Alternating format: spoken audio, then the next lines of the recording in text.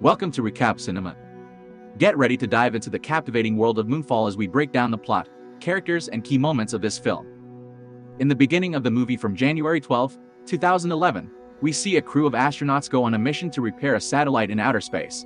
Everything goes well until astronaut Brian Harper notices a swarm of nanotech creatures flying towards them. The swarm attacks the satellite and the spaceship, causing Marcus to be thrown away. Harper tries to help him, but unfortunately gets pulled back to the spaceship. He manages to get into the shuttle and attempts to contact Marcus, but to no avail. Commander Jo Fowler is unconscious due to the crash, and he decides to fly the survivors back to Earth. 18 months after the accident, Harper testifies to the court about what was happening back then, while Commander Jo Fowler also presents as a witness, but everyone eventually concludes that the accident was the result of human error. Since then, Harper has become disgraced by NASA and is divorced from his wife, who decides to move to New Jersey after they lose their house. 10 years later, a megastructurist named Casey Houseman sneaks into the University of California, logging into their telescope to gather information about the moon. It is revealed that he's just a regular man who works at a fast food restaurant, where he receives an email that confirms his wild hypothesis about the moon's unusual activity. He attempts to contact NASA several times, but his calls are ignored. He later finds a newspaper and gets the idea to meet Harper on Astronaut Day's celebration. While waiting for him at the museum, he tells the children a story about the moon, stating that the moon is actually a megastructure. Later, Harper shows up, and Houseman tries to present his research and information about the moon getting closer to Earth, but he thinks that Houseman is crazy and dismisses him. The security guard even had to take him out of the museum. Just as he is taken away, he throws all the papers towards Brian, hoping that he will read them later. Afterwards, Houseman pays a visit to his mother, who suffers from Alzheimer's disease.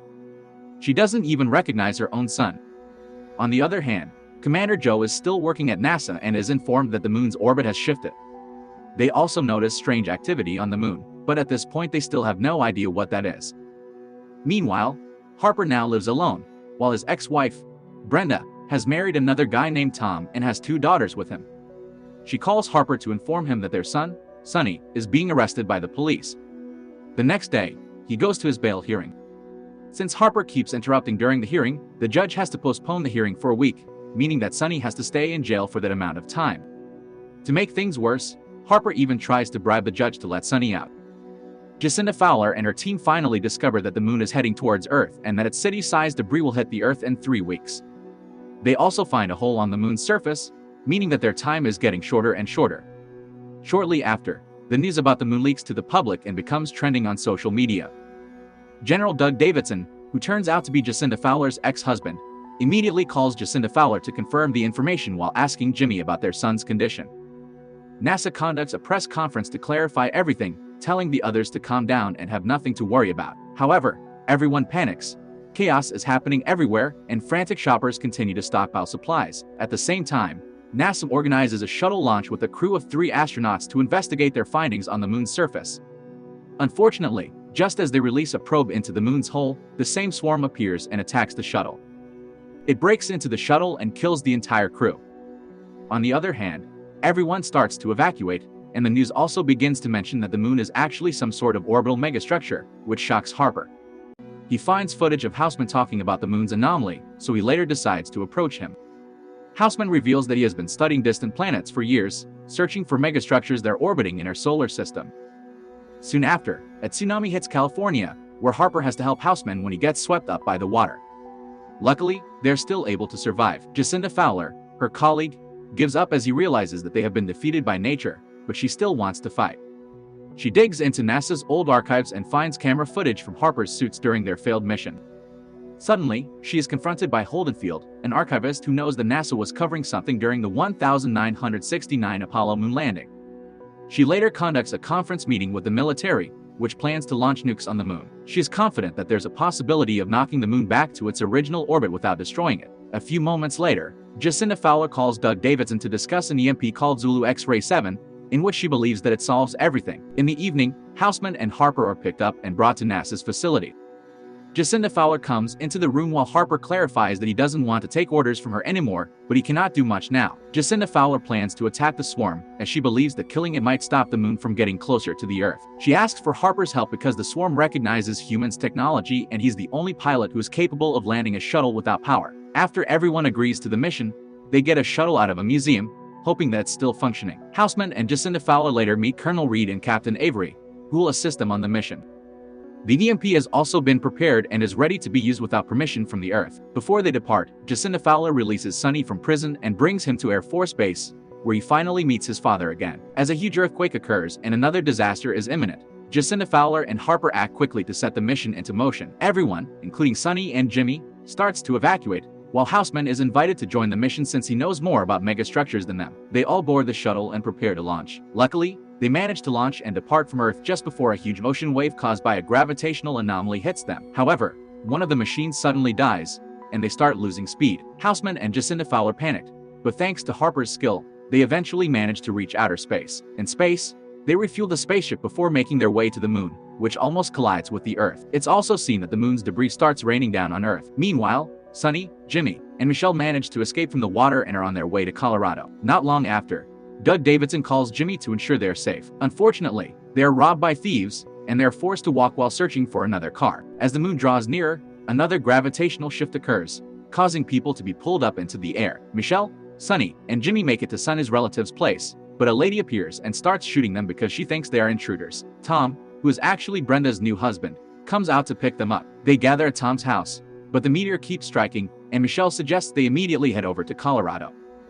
The trio eventually arrives at the moon and places the EMP at the predetermined location as bait. The swarm then shows up and surrounds the EMP. However, just before Harper detonates the EMP, the swarm notices them and proceeds to attack the shuttle. They broke all the electronic devices, causing the swarm to retreat to the hole immediately. The crew concludes that the swarm is programmed to seek out organic matter in an electronic environment. Realizing they have less than 2 hours before the military nukes the moon, Harper suggests they explore the moon and get into the hull. The trio makes it onto the moon's core, where Houseman realizes that his theory about the moon and megastructures is true. They reactivate the shuttle's power, and while exploring the core, the swarm appears again and heads towards them. However, the shuttle starts moving on its own, as if something is controlling it. Right before the shuttle is destroyed by the swarm, they are pulled into a room that the swarm is unable to break into. The crash knocks the entire crew unconscious. Back on Earth, as Sonny and the others are preparing themselves before departing, the thieves from earlier show up and try to rob them, but Sonny and Tom hold them off with guns. They go to the car and drive away. Not long after, the thieves chase after them and attempt to run them off the road. Suddenly, another gravitational shift occurs, which indirectly helps the family get away from the thieves. Sonny and the others manage to drive off a ramp to safety while the thieves crash their cars. At the same time, the President of the United States issues an order to launch nukes to destroy the moon. Sonny and the family then put on oxygen masks as the air started to thin and made their way to a cave for safety. On the other hand, Houseman and Jacinda Fowler awaken and somehow manage to breathe without wearing masks. However, Harper is nowhere to be found. Jacinda Fowler finds out that there are 2 separate entities on the moon, and one of them is trying to help them. Harper wakes up in a room where he meets the moon's operating system, which takes the form of Sonny as a child. The OS reveals it was created by ancient humans billions of years ago, when technologies were so advanced and wars were only memories of long bygone times. It adds that the swarm was an artificial intelligence to serve humans at that time, but one day it took on a mind of its own, transforming into countless swarms of nanotechnology and killing its creators to eliminate any threat to its existence. Since the swarms attack all electronic objects that contain organic life, their ancestors gave up their existence so that humans could be reborn one day. Lastly, the OS tells Harper that the only way to defeat the swarm is to lure it away from the core, so the moon will automatically return to its orbit. After that, the crew regroups again and eventually finds a new shuttle with a special weapon equipped within it.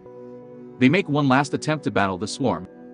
Nikki eventually reaches the others, but when Sonny and Michelle attempt to go find Tom, Sonny is knocked away by a falling tree that pins him down. Back on the moon, the trio tries to lure the swarm out of the moon's core. Harper offers to sacrifice himself to stay behind and eliminate the swarm while ordering the others to return to the Earth.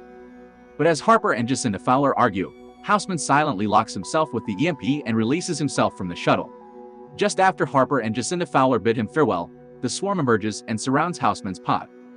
He then detonates the EMP, which successfully kills the swarm while sending the moon back to its original position. Meanwhile, Harper and Jacinda Fowler escape from the moon on time, and luckily they're close enough to Earth to fly out on a pod. Michelle rescues Sonny, and both of them manage to reach the bunker.